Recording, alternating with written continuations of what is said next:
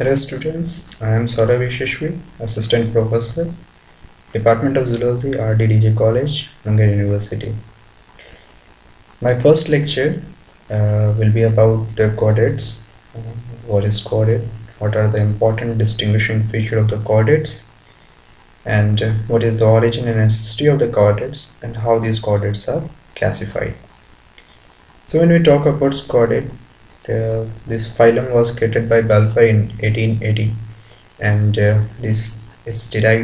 word is derived from a Greek word chordae, which means string, and eta means bearing.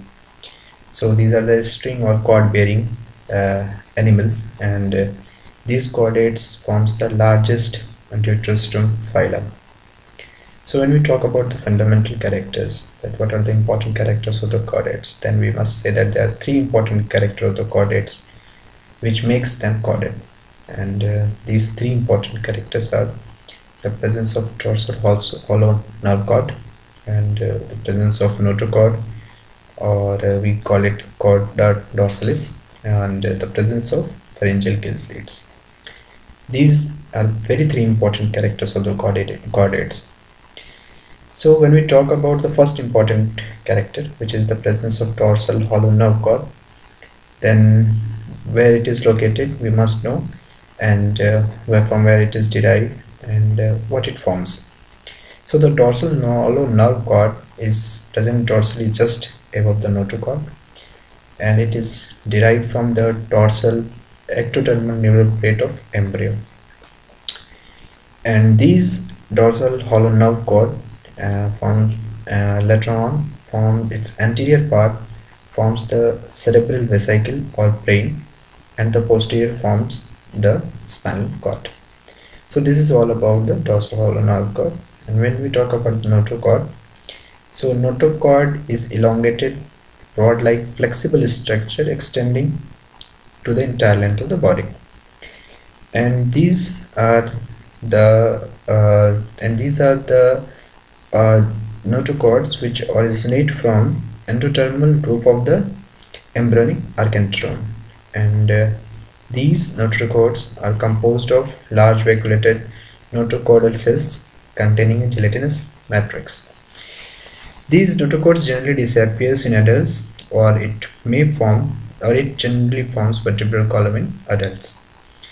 And this is all about the notochord. When we talk about the pharyngeal gill slits, these gill slits are present throughout the phylum Chordata in any stage of their life cycle. So it may be present at any stage of life cycle, and it is generally present in protochordates, and but it gets modified in higher vertebrates and forms a part of the pulmonary respiration. These are the important three characters of the chordates. Except these characters, there are some secondary characters which is present in the chordates, which include axiation. Axiation means that the chordates have a longitudinal axis of the body running from head to tail, also known as anterior-posterior axis. When we talk about the anterior axis, it is generally differentiated into head and trunk, and the posterior axis into anus.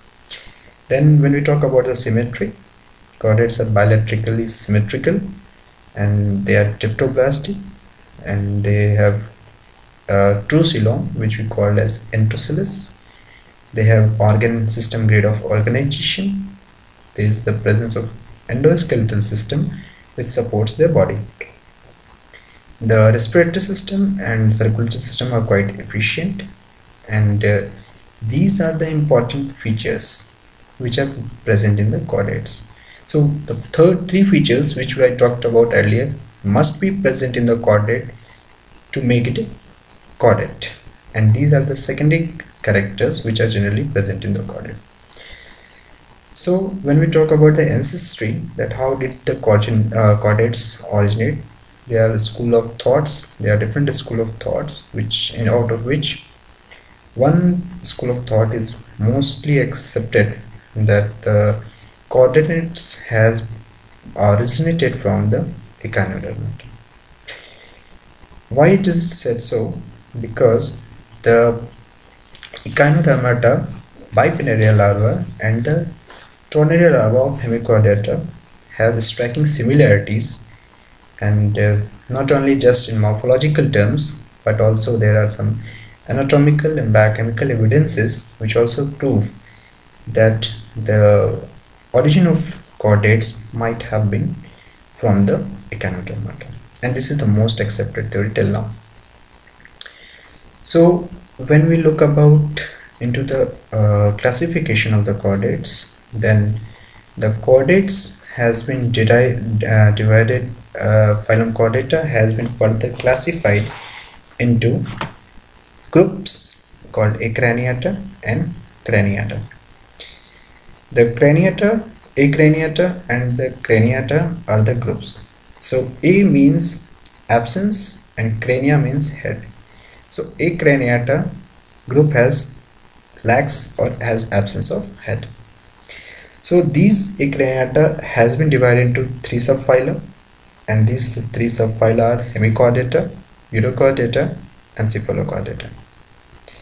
So when we look about into the Hemichordata, the Hemichordata are further classified into two classes, Atropneustes and Petrobranchia. And when you look into Urochordata, there are two classes, Acidaceae, Thalassae and Larvaceae. Sorry, it's three.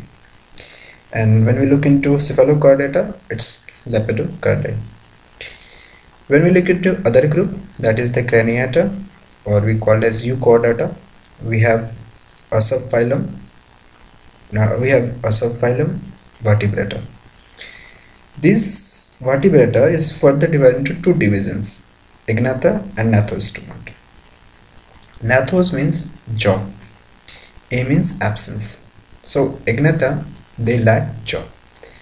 This Agnatha group division is further divided into two classes, Ostracodermy and Cyclostomata. So Ostraco means shell, and when we look into Cyclostomata, cyclos means circular, stoma means mouth, means Cyclostomata has circular mouth. And the common example of this cyclomata is myxine. When we talk about the Gnathostomata, Gnathos means jaw and stoma means mouth. That means that the mouth has the jaw. So when we talk about Gnathostomata, it is further divided into two superclasses, Pisces and Tetrapoda. The Pisces has been divided into three classes, the Placodermi, Chondrichthyes and the Osteichthyes. And the Tetrapoda, tetra means four, poda means legs. So when we talk about Tetrapoda, we divide this Tetrapoda into four classes, that is Amphibia, Reptilia, Aves and Mammals. So far for the today, we have looked into the important characters of Chordata, the ancestry of the Chordata, its origin and the classification. In the next class, I will be dealing about one of each class every day. Till then, stay safe and stay at home. Thank you.